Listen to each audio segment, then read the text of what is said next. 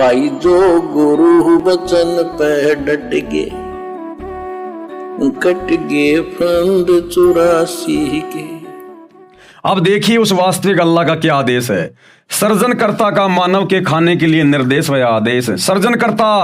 सर्जनकर्ता यानी जिसने पूरी कायनात बनाई, जिसने पूरी सृष्टि को रचा, 6 दिन में आसमान और जमीन के दरमियान जो भी कुछ था उसको बनाया, वो सर्जनकर्ता अल्लाहु कबीर इबादही कबीरा, सुप्रीम गॉड।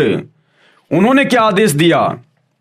बाइबल ग्रंथ में उत्पत्ति विषय में अध्याय 1 व 2 में, उत्पत्ति अध्याय 1:26, फिर परमेश्वर ने कहा कि हम मनुष्यों को अपने स्वरूप के अनुसार अपनी समानता में बनाएं, यानी इंसान को मैं अपने जैसा ही बना रहा हूं, और वे समुद्र की मछलियों और आकाश के पक्षियों और घरेलू पशुओं और सारी पृथ्वी पर सब रेंगने वाले जंतुओं पर जो पृथ्वी पर रेंगते हैं अधिकार रखें। खाने का आदेश नहीं दिया, अधिकार का आदेश दिया है। जैसे हमारे घर में ऊंट है तो ऊंट पर हमारा अधिकार है, हम ऊंट को खरीद के लेके आते हैं, अब उस पर हमारा अधिकार हो गया। हम उसको खेत में काम में लेंगे, हल जोतेंगे, उससे हमारी फसल पैदा होगी, उस फसल से हमारे परिवार का पालन पोषण होगा। इस प्रकार अधिकार रखने के लिए कहा था अल्लाह कबीर ने, परमेश्वर ने।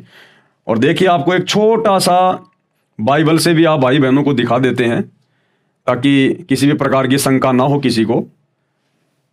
ये बाइबल है, ये बाइबल भी उसी शैतान के द्वारा हजरत ईसा के ऊपर नाजिर हुई थी। ये बाइबल है, आप जी देख सकते हैं, आपकी आंखों के सामने है। ये पवित्र बाइबल अर्थात पुराना और नया धर्म नियम, ये कहाँ से छपी हुई है देख लीजिएगा। यही बाइबल आपको हर पास्टर के हाथ में मिलेगी, आपको हर एक चर्च में मिलेगी, हर एक मसीह के पास में मिलेगी। और ये इसका उत्पत्ति अध्याय नंबर 1 और ये इसके श्लोक नंबर हैं 26 से 29। ये आपको मैंने पहले दिखा दिया था, ये 26 है। फिर परमेश्वर ने कहा, यानी अल्लाहु कबीर ने कहा जिसने 6 दिन में सृष्टि रची, हम मनुष्य को अपने स्वरूप के अनुसार अपनी समानता में बनाएं, यानी मैं इंसान को अपने जैसा अपनी समानता में बनाऊंगा। तो अल्लाह कैसा हुआ? आप और हमारे जैसा हुआ, जिन्होंने अपने जैसा हमें बनाया। अब आगे चलिए, उन्होंने इंसानों को क्या क्या खाने का आदेश दिया। ये वचन नंबर 29, फिर परमेश्वर ने उनसे कहा, सुनो, जितने बीज वाले छोटे छोटे पेड़ सारी पृथ्वी के ऊपर हैं, जितने बीज वाले छोटे छोटे पेड़, इंसानों को कहा परमेश्वर ने, जब नर और नारी करके उनको उत्पन्न किया, फिर उनको खाने के लिए क्या आदेश दिया कि सुनो, पृथ्वी पर बीज वाले जितने भी छोटे छोटे पेड़ पौधे हैं, यानी जौ, ज्वार, मक्का, बाजरा, गेहूं, ये अन्न बीज वाले छोटे छोटे पेड़ हैं। और जितने वृक्षों में बीज वाले फल होते हैं, यानी सेब, संतरा, अंगूर, आम, वे सब मैंने तुमको दिए हैं, वे तुम्हारे भोजन के लिए हैं। ये खाने का आदेश दिया था उस कबीर अल्लाह ने, ना कि मांस खाने का आदेश दिया था। और जानवरों के लिए भी परमात्मा ने आदेश दिया। और जितने पृथ्वी के पशु और आकाश के पक्षी और पृथ्वी पर रेंगने वाले जंतु हैं, जिनमें जीवन का प्राण है, यानी जिनमें आत्मा है, उन सब के खाने के लिए सब हरे हरे छोटे पेड़ दिए हैं। इन जानवरों के लिए, जीव जंतुओं के लिए, इनको खाने के लिए छोटे छोटे पेड़ पौधे दिए हैं, हरे भरे। ये आदेश है अल्लाह कबीर का। उन्होंने तो जानवरों को भी मांस खाने का आदेश नहीं दिया, लेकिन शैतान की प्रेरणा से, शैतान के प्रभाव से आज इंसान भी जानवर से बदतर हो गया, जानवर से बदतर। इसलिए भाई और बहनों, ये आपत्तियां आने वाले समय में 2028 जो युग परिवर्तन का दौर है, ये ऐसे इंसानों को झेलनी पड़ेंगी जो उस परमेश्वर के वचन को तोड़कर और शैतान के वचन को ज्यादा महत्व दे रहे हैं। अधिकार रखने से तात्पर्य है कि मानव अन्य प्राणियों से बुद्धिमान बनाया है, जो सब प्राणियों को काबू कर सके। इनको खाने का निर्देश नहीं है। जैसे सर्कस में शेर भी होते हैं, हाथी भी होते हैं, चीता भी होता है, भालू भी होते हैं। तो सर्कस वाला क्या करता है, उसने उन सब के ऊपर अपना अधिकार कर लिया और अब उनसे खेल दिखा दिखा के वो 2 पैसे कमा रहा है। तो अधिकार का मतलब ये होता है कि तुम उनकी टेक केयर करो और वो तुम्हें फायदा पहुंचाएं, नफा पहुंचाएं।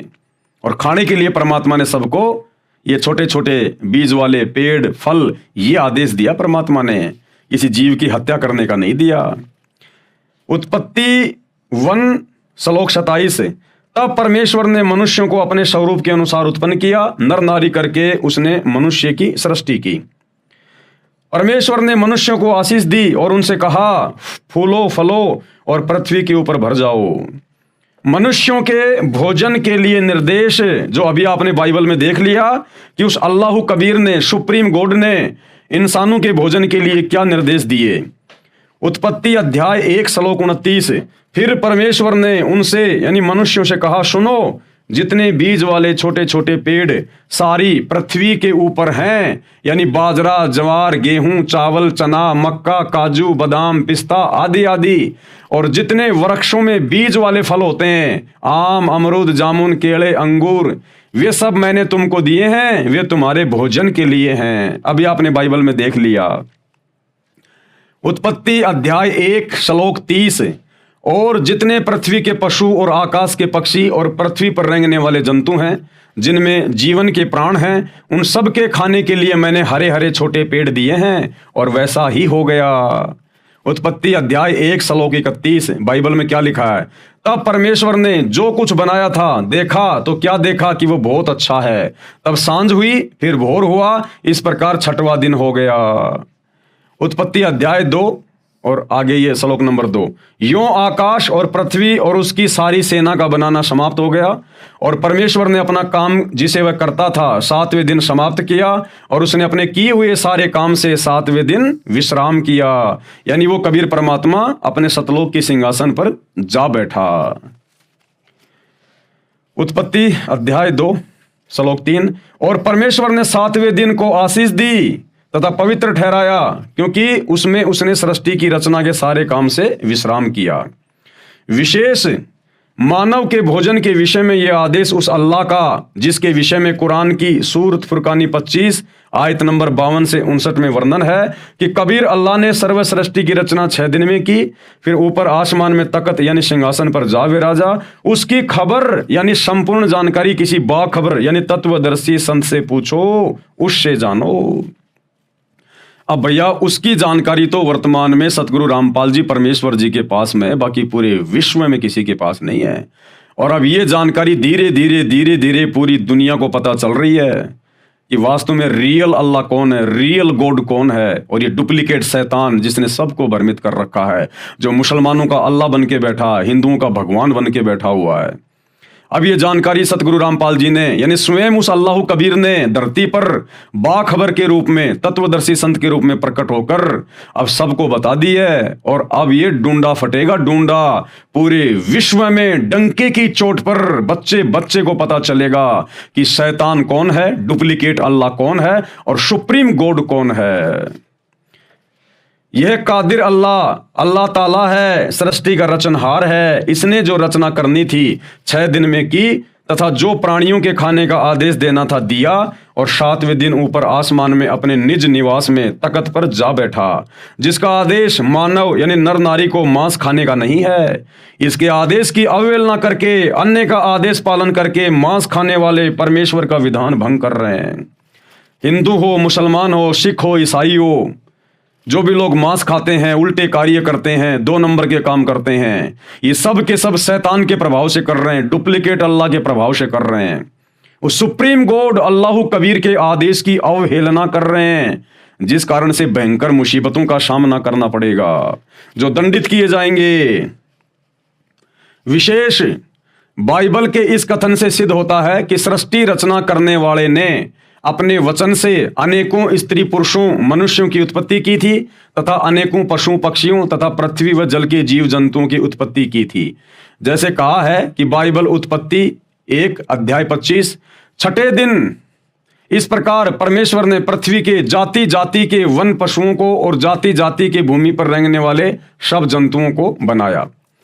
उत्पत्ति अध्याय 1 श्लोक 26 और 27, तब परमेश्वर ने मनुष्यों को अपने स्वरूप के अनुसार उत्पन्न किया, यानी खुदा ने हमें अपने जैसा बनाया, यानी भगवान हमारे जैसा है, इंसान जैसा।